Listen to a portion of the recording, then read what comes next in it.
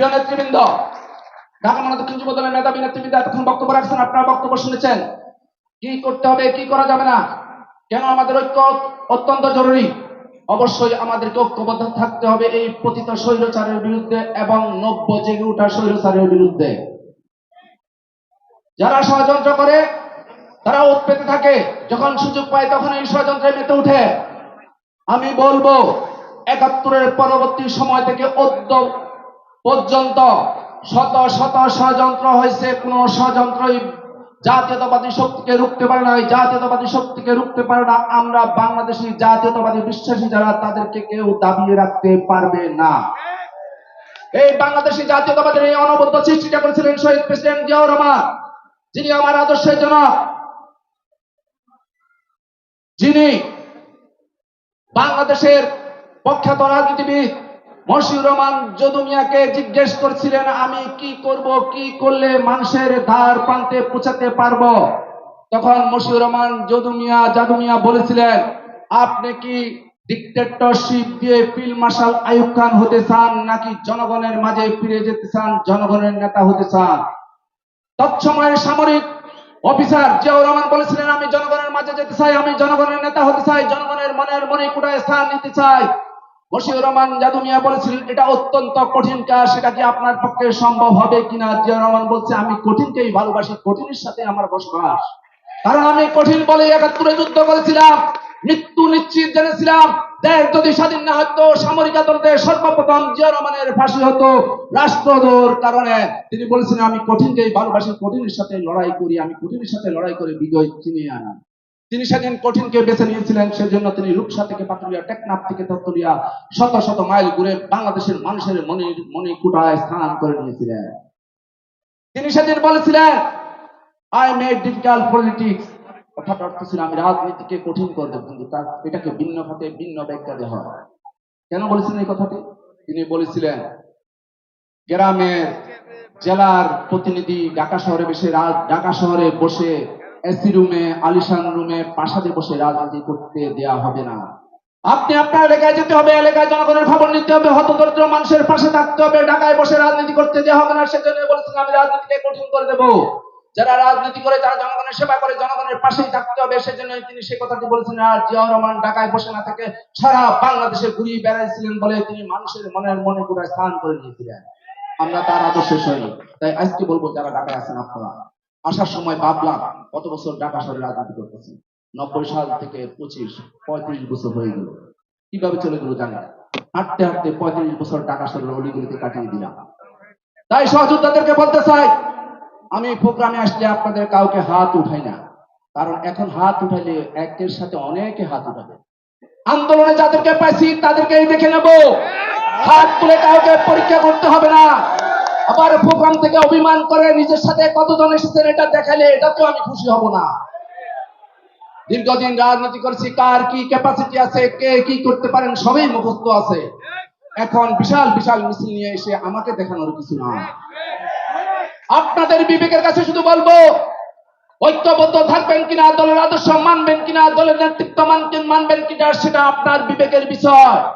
যদি না মানেন, আপনার পথ আপনি চলবেন, দল আপনার দায়িত্ব নেবে না। বক্তব্যের পরিসর দীর্ঘায়িত করবো না, সবসময় বলতে থাকি, এই আদর্শের জননী সকল লোভ লালসা রেখে গৃহবধূ থেকে বাংলাদেশের রাজপথে নেমে এসেছিলেন শুধু বাংলাদেশকে ভালোবেসে, বাংলাদেশকে রক্ষা করার জন্য। তিনি ২০১২ সালে গুলশানের কার্যালয়ে বলেছিল, ঐক্য আমার সাথে, তোমাদের সাথে না। যে কোনো একটা কথা প্রসঙ্গে বলেছিলাম, ঐক্য আমার সাথে, তোমাদের সাথে না, তোমরা ঐক্য মেনে চলতে হবে। আজকে সে কথাটাই বলবো, কারো মনে পাকিস্তান, কারো মনে হিন্দুস্তান, আমাদের হলো বাংলাদেশ, অন্য কিছু না। যারা ওই সব দেশকে ভালোবাসেন আর বাংলাদেশে অক্সিজেন বাতাসে ঘুরে বেরিয়ে বাংলাদেশের খাবার খেয়ে বাংলাদেশের রাজনীতি করেন, ক্ষমতা যাওয়ার স্বপ্ন দেখেন, আপনাদেরকে বলবো, আগে দেশটাকে ভালোবাসেন, দেশের মানুষকে ভালোবাসেন, তারপরে ক্ষমতা যাওয়ার চিন্তা করেন। A team, B team, C team বানিয়েছেন, আমরা এগুলা বুঝতে পারি কোথায় থেকে কি হচ্ছে। সমন্বয়ক, উপদেষ্টা, পদের বলে বুদ্ধিমান, পতাকার বলে শক্তিমান। অনেক টিম বানিয়েছেন, কোন টিমে কাজ হবে না। যেদিন তারেক রহমান দেশে ফিরে আসবেন, সব বানা করে দেশে। আপনাদেরকে বলবো, আদর্শজনক শহীদ প্রেসিডেন্ট জিয়াউর রহমান যে মন্ত্র দিয়ে গেছেন যে বাংলাদেশি জাতীয়তাবাদ বুকে ধারণ করছি, যে বাংলাদেশি জাতীয়তাবাদের কারণে বাংলাদেশের জনগণ ঐক্যবদ্ধ আছে, সেই ঐক্যবদ্ধ বাংলাদেশের জনগণকে নিয়ে আমাদের পথ চলা, আমরা পথ চলবো। ভবিষ্যতের আলপথে আমরা একসাথেই থাকবো, অন্য কোনো দিকে আমরা যাব না।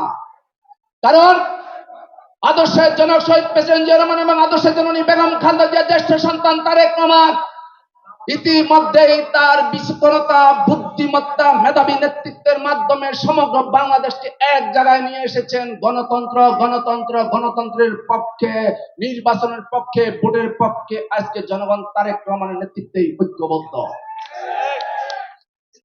পিছনে ঠিক বলেছে নাদের, কি কঠিন নির্যাতনের শিকার হয়েছে। দুইটা হাত ভেঙে কোর্টে ছিল, প্রথম আলোতে ছবিটা এসেছিল।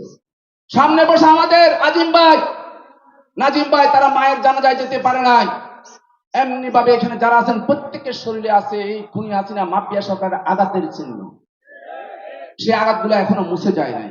কিভাবে ভাববেন এত তাড়াতাড়ি ভুলে যাব? সহযোদ্ধাদেরকে গুম করেছে, হত্যা করেছে।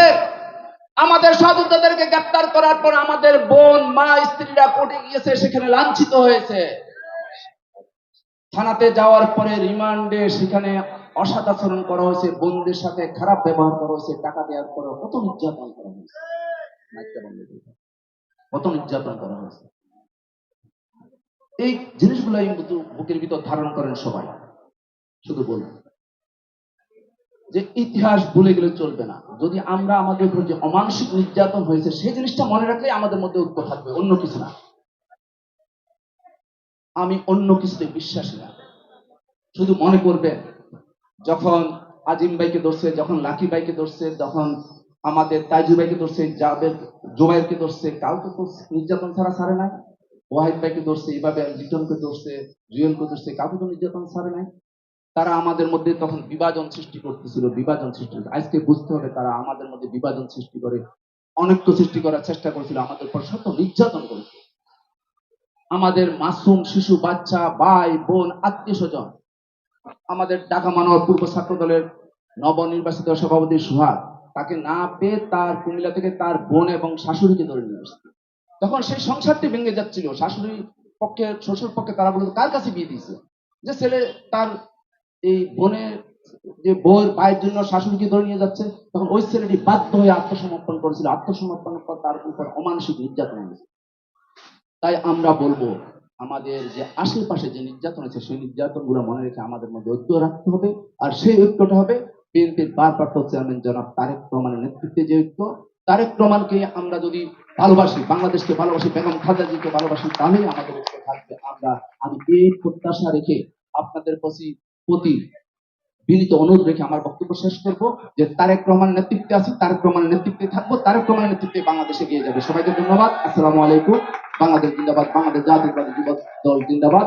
আদর্শের জনক তারেক রহমান, আদর্শের জনক জিয়াউর রহমান অমর হোক, আদর্শের জন্য বেগম খালেদা জিয়া দীর্ঘজীবী হোক। প্রিয় নেতা অভিভাবক জনাব তারেক রহমান জিন্দাবাদ, জিন্দাবাদ। সবাইকে ধন্যবাদ। আপনারা যারা আজকের এই কর্মসূচিতে অংশগ্রহণ করেছেন, বিশেষ করে মহিলা দলের নেতৃবৃন্দকে আবারও ধন্যবাদ। আপনারা যে আসছেন এবং কর্মসূচিতে সফল করেছেন, আপনাদেরকে ধন্যবাদ। আসসালামু আলাইকুম।